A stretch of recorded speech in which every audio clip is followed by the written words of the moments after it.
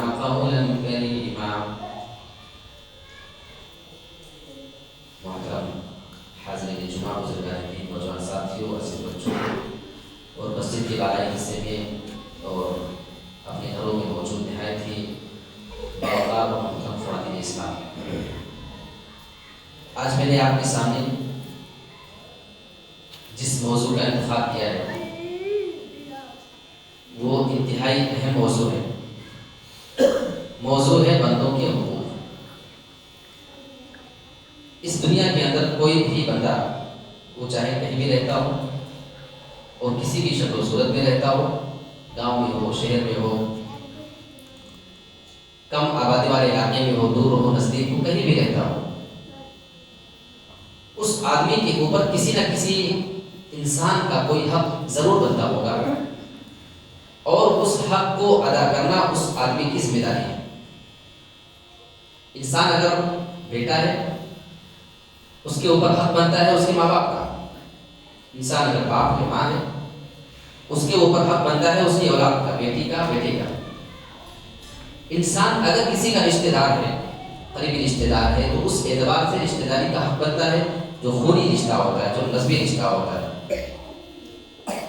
کسی کا کوئی رشتہ کسی سے نہ ہو، اگر کوئی صرف کسی کا پڑوسی ہے تو اس کا پڑوسی ہونا ہی یہ اس کے لیے اتنا اہم ہے کہ اس کی بہت ساری ذمہ داریاں اس کے اوپر لاگو ہوتی ہیں۔ یہ ہماری شریعت بتاتی ہے۔ کوئی بندہ نہ اس کا پڑوسی ہو، نہ کوئی رشتہ دار ہو، صرف ایک عام مسلمان جو کسی بھی دنیا میں رہتا ہے اور دنیا کے کسی بھی کونے میں اگر وہ بستا ہے، آپ کے گاؤں میں ہو، آپ کے دور دراز کے علاقے میں بستا ہو، اگر وہ آدمی آپ سے ملتا جلتا ہے، کبھی ملاقات ہو جاتی ہے، تو آپ کی ذمہ داری اس آدمی کے بارے میں کچھ بنتی ہے۔ کوئی بندہ اگر اسلام نہ بھی لایا ہو، اگر وہ کافر ہے، اس کافر کا بھی کچھ حق آپ کے اوپر بنتا ہے۔ ہماری شریعت نے تمام لوگوں کا کچھ نہ کچھ حق ہمارے اوپر رکھا ہے۔ میں مختصر کچھ حقوق کے بارے میں آپ کے سامنے بات کروں گا۔ سب سے پہلا حق جو بات ہوگی جس کے بارے میں ہمارے والدین، جن کی وجہ سے ہم اور آپ دنیا میں ہیں، اللہ رب العالمین نے جن کو ذریعہ بنایا، جس کی وجہ سے آج ہم چھوٹے بڑے، امیر غریب جو بھی ہیں، اس میں کردار ہمارے والدین کا ہے۔ ان کی اہمیت کا اندازہ آپ صرف اس بات سے لگا لیں کہ اللہ رب العالمین نے قرآن مجید کے اندر اپنی عبادت کے ساتھ ساتھ والدین کے ساتھ اچھا سلوک کرنا، حسن سلوک کرنا اور صحیح ویوہار کرنے کا معاملہ اللہ نے اپنی عبادت کے ساتھ جوڑ دیا ہے۔ اللہ فرماتا ہے وَقَضَىٰ رَبُّكَ أَلَّا تَعْبُدُوا إِلَّا إِيَّاهُ۔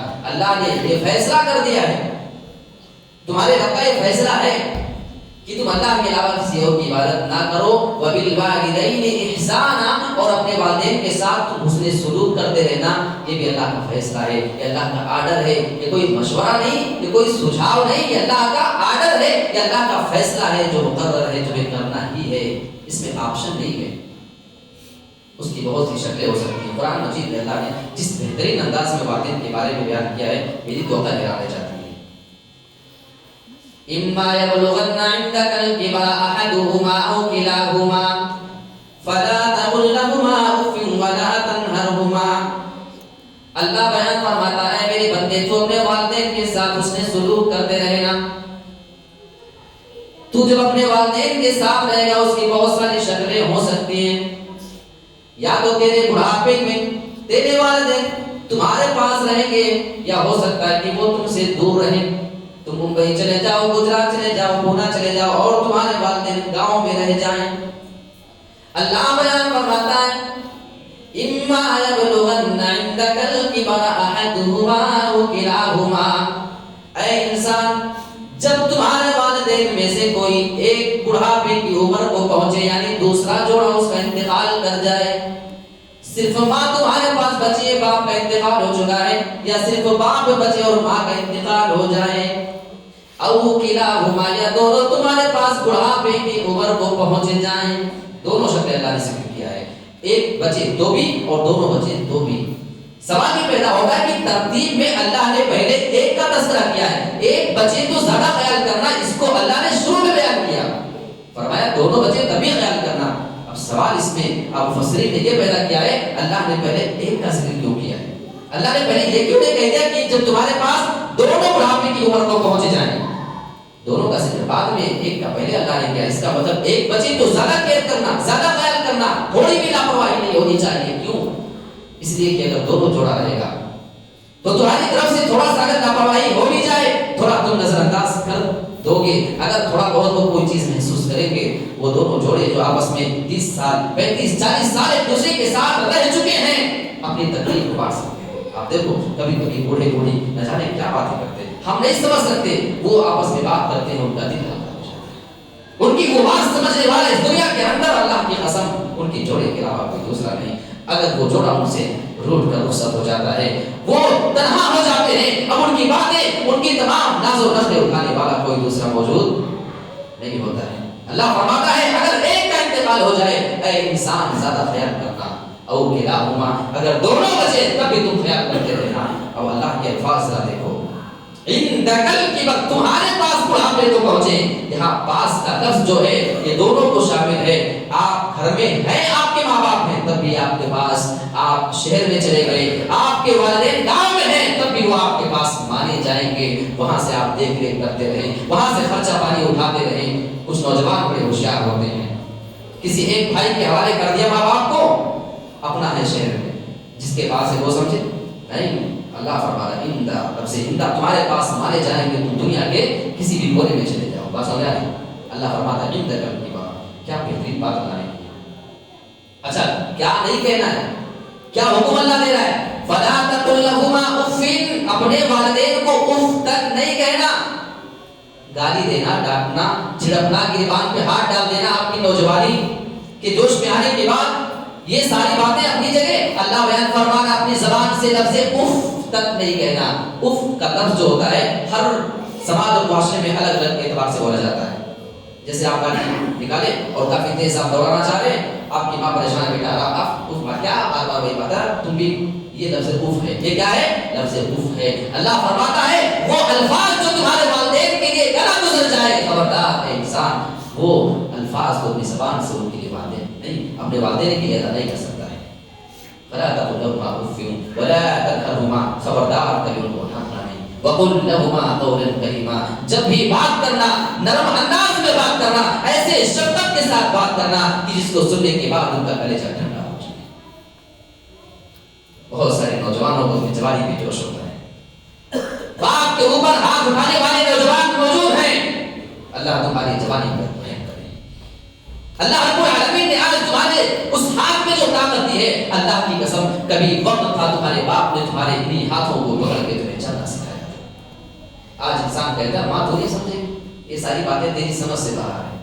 جانتے ہو یہ بات آپ کس ہستی کو بول رہے ہیں، یہ بات آپ اس ہستی کو بول رہے ہیں. اپنی اس ماں کے سامنے یہ چلا بتا کرتے ہیں، تو نہیں سمجھے گی یہ وہی ماں ہے. جب آپ چھوٹے تھے، آپ 2-4 مہینے کے تھے، آپ کچھ مہینے کے تھے، آپ کو بولنا نہیں آتا تھا، آپ روتے تھے، آپ نہیں بتا سکتے تھے میرے پیٹ میں درد ہے، میرے سر میں درد ہے، میں بھوک سے رو رہا ہوں. رونے کی وجہ آپ بتانے کے لائق نہیں تھے، یا آپ کی ماں آپ کو دیکھ کے سمجھ جایا کرتی تھی. اتنا سمجھنے والی ماں آج آپ کی زبان سے اس کے بارے میں جملہ ادا کیسے ہوتا ہے کہ ماں تو نہیں سمجھے گی.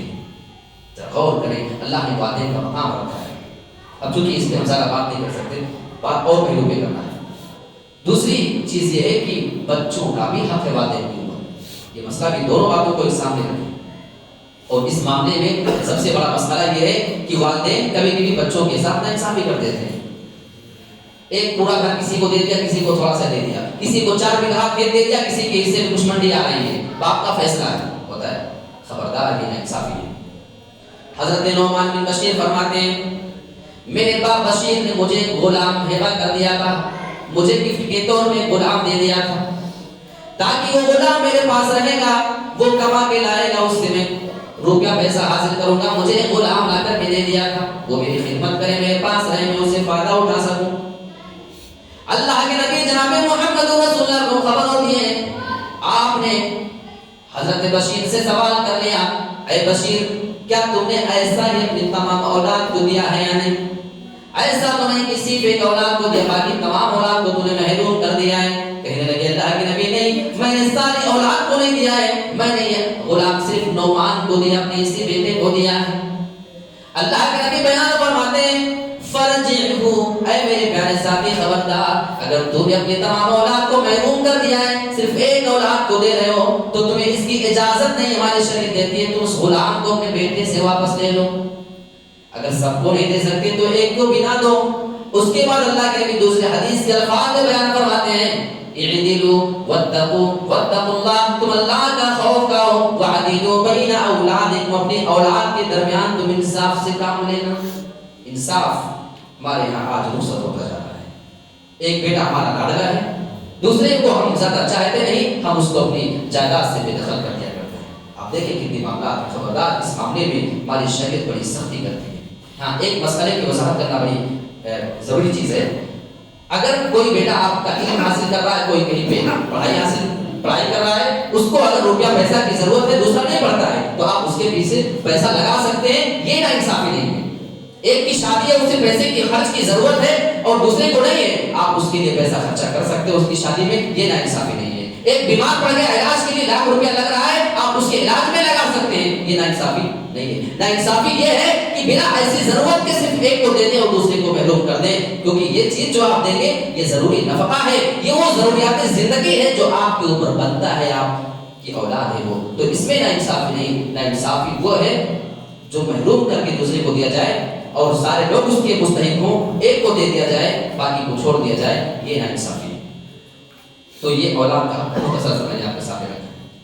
اس کے بعد رشتہ داری، ہمارے جو نسبی رشتے ہیں، جو ہمارے خونی رشتے ہیں، اس کی اتنی زیادہ اہمیت ہے کہ پوری اسی کے اوپر گھنٹوں بات کی جا سکتی ہے، لیکن میں صرف ایک حدیث آپ کے سامنے رکھتا ہوں۔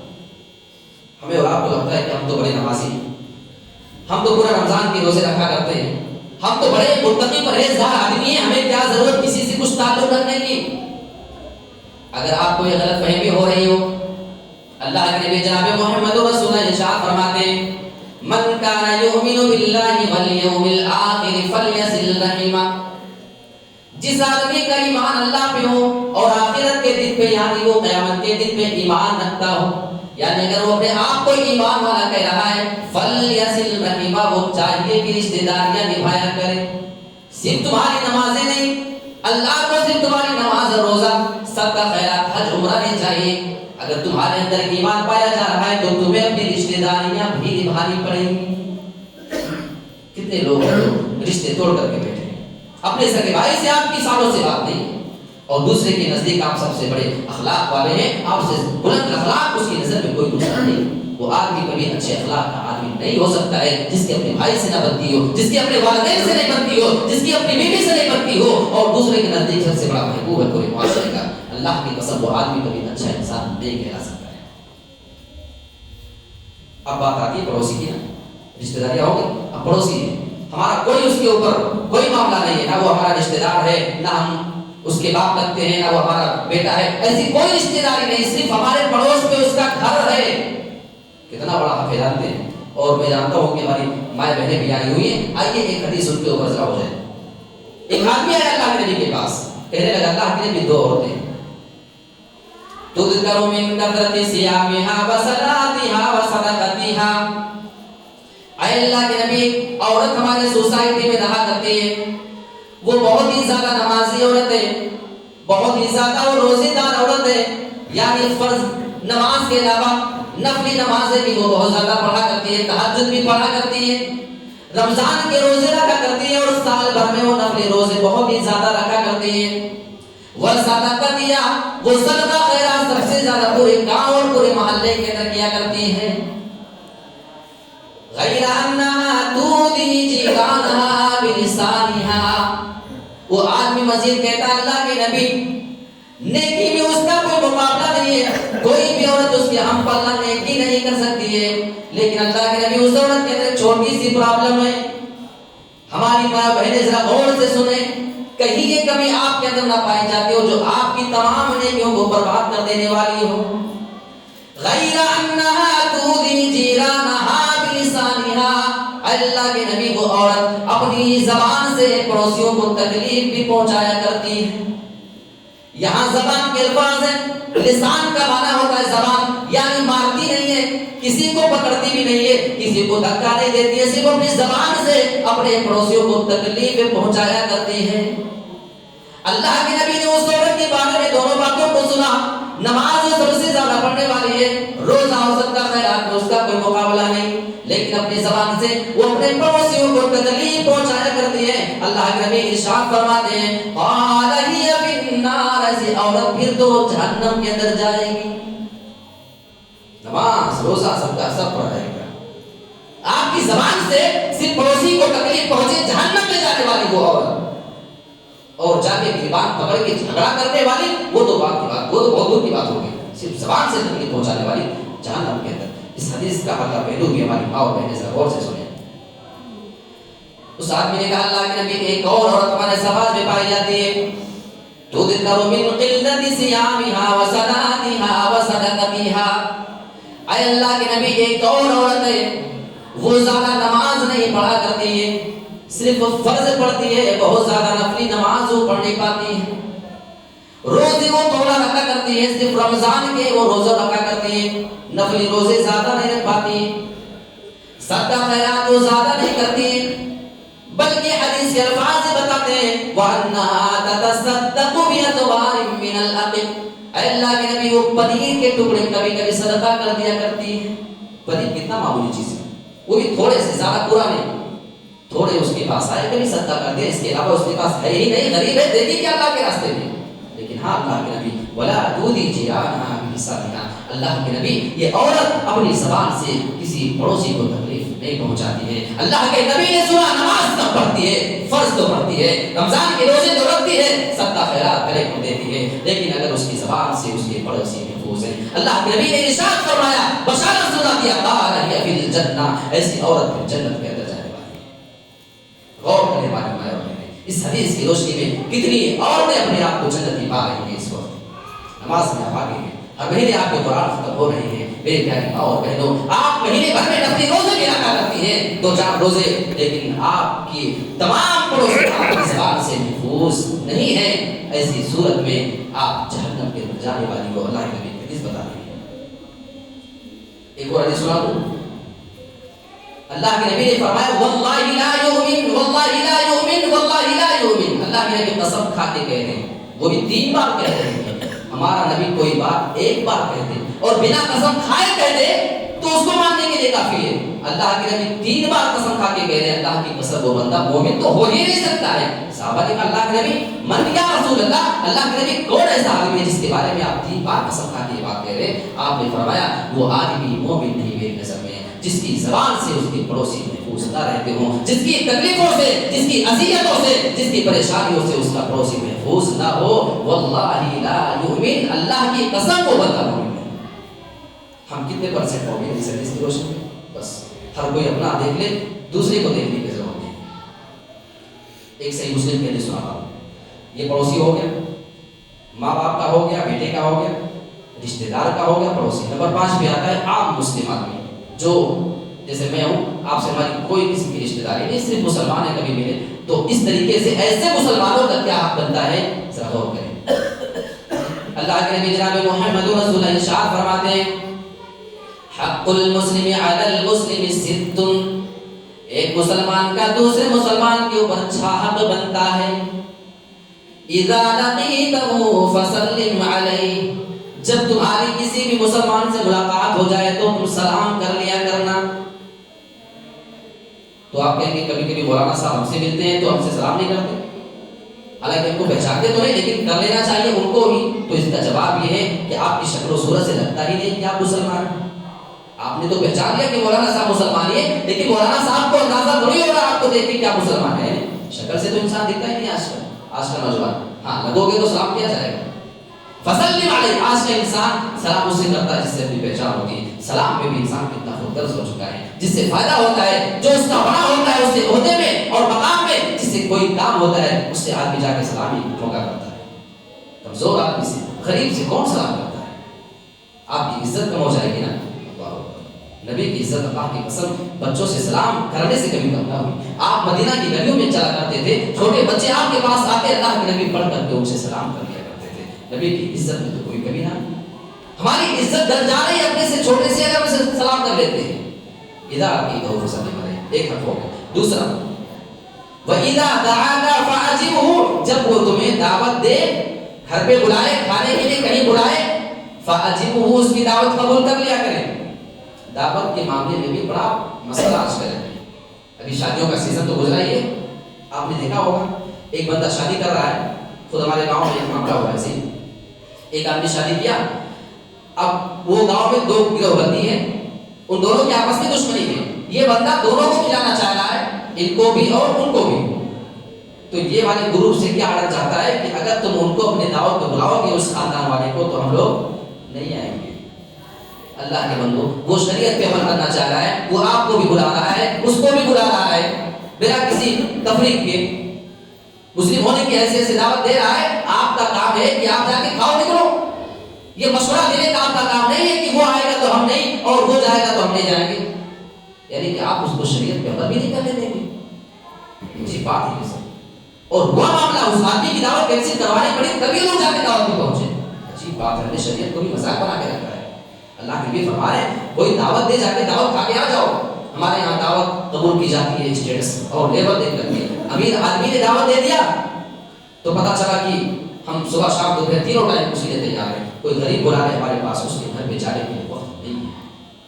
تیسرا، کوئی نصیحت طلب کرے، کوئی اچھا مشورہ تم سے مانگے، اچھا مشورہ دے دیا کرنا. یہ ہماری شریعت نے ایک حق بتایا ہے ایک مسلمان کے اوپر. کوئی آدمی چھینکے تو چھینک کے جواب میں آپ کو الحمدللہ کہنا ہے. جب وہ الحمدللہ کہے یہ چوتھا حق ہو گیا. دراصل میں آپ کو 5ویں نمبر کے بارے میں کچھ باتیں بتانا چاہتا ہوں. اللہ کے نبی جناب محمد رسول اللہ ارشاد فرماتے ہیں وَإِذَا مَرِضَ فَعُودُوهُ، جب کوئی بھی بندہ بیمار پڑ جائے تو اس کی عیادت کے لیے چلے جایا کرنا. آج کل لوگ عیادت بھی اپنی رشتہ داریوں کو دیکھ کر کے کیا کرتے ہیں. گاؤں کا کوئی بڑا آدمی بیمار پڑ جائے، سارے لوگوں کا تاتا نہیں ٹوٹ رہا ہے عیادت کرنے کے لیے. ہمارے اور آپ کے گاؤں میں غریب آدمی مہینوں سے بیمار ہے، آج تک ہمیں فرصت نہ ملی اس کے دروازے پہ قدم رکھنے کے لیے. مہینے بھر بیماریوں سے لڑنے کے بعد وہ آدمی انتقال بھی کر چکا ہے، لیکن آج تک ہمارے قدم اس کے گھر پہ نہیں پہنچے. اللہ کے نبی امینی کا حق نہیں بتا رہے ہیں، امیر اور شیخ لوگوں کا حق نہیں بتا رہے ہیں. آپ نے فرمایا اگر وہ تمہارا مسلمان بھائی ہے تمہارا حق بنتا ہے کہ تم اس کے گھر پہ عیادت کرنے کے لیے جایا کرو. اچھا، بیماری کے بارے میں ایک اہم بات بتاؤں، اگر آپ عمل کر سکیں واللہ بہت مزہ آئے گا. ہم لوگوں کی عادت ہے کسی کی عیادت کرنے گئے، جیسے 4 دوست ہیں، پہنچے، ایک آدمی بیمار ہے، اس کے گھر میں ویسے دواؤں کا مسئلہ چل رہا ہے، روپے پیسے کے لگیے. یہ لوگ جائیں گے بیٹھیں گے جب تک چائے ناشتہ کچھ بن کے نہیں آئے، کھانے کو جب تک کچھ نہ مل جائے واپس نہیں آتے. بعض جگہوں میں یہ ہوتا ہے، بہت غلط بات ہے. بیمار کے گھر میں ہرگز نہ کھائیں، سختی سے منع کریں. اور کوئی لے کے آئے تو واپس چلے آؤ تاکہ اگلی بار جو کوئی آئے ان کی وہ ہمت نہ کرے. مطلب سختی کے ساتھ آپ اس چیز کو روکے. بھائی معافی چاہتے ہیں، اگر آپ یہ کریں گے تو ہم آپ کے گھر پہ نہیں آ سکتے تھے. وہ بندے کو ہم دیکھنے آئے بیمار ہے، آپ کے گھر میں پیسوں کی ضرورت ہے، آپ کریں کیا معلوم ہے؟ ایک طریقہ، جیسے ہمارے یہاں کوئی بیمار پڑا، اب مسجد کی بھائی سے اعلان ہوگا عبداللہ صاحب کی طبیعت خراب ہے، 40-50 ہزار روپے کی دوا کی ضرورت ہے، 2 دن میں لکھنؤ لے کے جانا ہے. سارے لوگ اپنا اپنا تعاون لا کے مسجد میں دیں. ہوتا ہے نا؟ ہوتا ہے کہ ہوتا ہے؟ ہاں، پورے گاؤں میں اس کا نام لے کے ذریع کیا جائے. وہ آواز اس کے کان میں بھی جائے گی، اس کے بیوی کے کان میں جائے گی، اس کے بچوں کی. غیرت ہوتی ہے انسان کی. آپ کسی کی غیرت کے ساتھ کھلواڑ نہ کریں. آپ کو مدد کرنا ہے، ایک اچھا طریقہ بتاتا ہوں. آپ عیادت کرنے جائیں، آپ کے گاؤں میں کسی نے مسلم گھر ہے، مان لیجیے 100 گھر مثال کے طور پہ، 100 گھر میں آپ کے یہاں کم سے کم 200 لوگ تو رہتے ہوں گے، 200-300 لوگ. ہر بندہ جب اس کی عیادت کو جائے نا دیکھنے کے لیے، بیمار کرسی دیکھے اس کے گھر میں، تو آپ ایک کاغذ کے ٹکڑے میں، ایک لفافے میں کچھ پیسے رکھ لیں. 50 رکھ لو، 100 رکھ لیں. جس کا انتظار آپ کر رہے ہو نا، مائک میں اعلان ہو تو جا کے دیں، وہی آپ لفافے میں رکھیں اور جائیں اس کی عیادت کرنے. لوٹے بس تکیے کے نیچے ڈال کے آپ چلے جائیں شانتی سے، کسی کو کوئی فکر نہ ہو. اس آدمی سے بولتے بھائی میری طرف سے کچھ کام آئے گا، نہ وہ جانے گا کتنا ہے اور نہ کوئی جانے جائے گا کتنا دیا. وہاں دیکھنا ضروری ہے کہ کتنا کس نے دیا. کوئی 50 رکھے گا تو کوئی 500 بھی رکھے گا، کوئی 1000 رکھے گا، کسی کو اللہ نے دیا کوئی 10,000 بھی رکھ سکتا ہے. ارے صرف 100 روپیہ ہر بندہ لے کے چلا جائے، 200 لوگ ہیں، کتنے ہو جائیں گے؟ کیا پھر اس آدمی کی بیماری کے لیے چندے کرنے کی ضرورت پڑے گی؟ 20-30 ہزار پیسے جمع ہو جائے گا نا، شام تک آپ کو اندازہ بھی نہیں ہوگا. یہ طریقہ بنائے. جب آپ عیادت کریں تو عیادت میں تمام چیزوں کا حق ادا کیا ہے. وَإِذَا مَرِضَ فَعُدْهُ جب کوئی بندہ بیمار پڑ جائے خبردار آج کے بعد سے اگر آپ کا اب تک یہ معاملہ تھا صرف آپ رشتہ داروں کی عیادت کرتے تھے, صرف آپ بڑے لوگوں کی عیادت کرتے تھے, اللہ کی قسم ویسا ہی حق آپ کے غریب بھائی کا بھی آپ کو بڑھتا ہے. اور آخری حق اللہ کے نبی بیان فرماتے ہیں جب وہ بندہ مر جائے وَإِذَا مَاتَ فَاتَّبِعْهُ جب وہ بندہ مر جائے اس کا انتقال کر جائے تو اس کے جنازے کے پیچھے چلے جانا. یہ ایک مسلمان کی ذمہ داری ہے. ہاں جنازہ پڑھنا یہ فرض کفایہ ہے. فرض کفایہ کا مطلب جیسے نماز پڑھنا فرض عین ہے, ہر بندے کو نماز پڑھنی ہے, یہ والی فرض جو آپ پہ فرض ہے 5 وقت کی نماز ہے. فرض کفایہ کا مطلب یہ ہوا کہ گاؤں کے کچھ لوگوں نے پڑھ لیا تو فرض سب کی طرف سے ادا ہو گیا, لیکن اگر کسی نے نہیں پڑھا تو سب گنہگار ہوں گے. یہ فرض کفایہ ہے جنازہ. بات سمجھ آ رہی ہے؟ تو کچھ لوگ پڑھنے ہو جائے گا, لیکن بسا اوقات کچھ لوگ کسی کے جنازے میں صرف اس لیے نہیں جاتے ہیں کہ وہ جب زندہ تھا تو ہمارا دشمن تھا. یہ غلط ہو گیا. اب آپ کی یہ سوچ آپ کو غلطی پہ لے جا رہی ہے کہ وہ بندہ ہمارا دشمن ہے لہٰذا ہم اس کے جنازے میں نہیں جائیں گے. آپ کی سوچ پہ اب آپ کو گناہ مل جائے گا. اللہ کے نبی بیان فرماتے ہیں اس کے جنازے کے پیچھے جایا کرنا. وہ آدمی مر چکا ہے, معاف کرے اللہ کے لیے اور اللہ رب العالمین سے توبہ کرے, اور کوئی معاملہ ہوا ہے اللہ رب العالمین آپ کی حساب و کتاب کو برابر سلامت کرے. وہ بیمار ہے, آپ جا کے اپنی غلطیوں کی معافی مانگ دیں. یہ ساری چیزوں کی فکر کرنا یہ ہم مسلمانوں کی ذمہ داری ہے. یہ چند باتیں میں نے مختصر اور وقت کی رعایت کرتے ہوئے رکھنے کی کوشش کی ہے. اللہ رب العالمین سے ہم دعا کرتے ہیں کہ پروردگار ہمیں ایک دوسرے کا حق سمجھنے اور اس کا حق ادا کرنے کی توفیق عطا فرما. آمین. وآخر دعوانا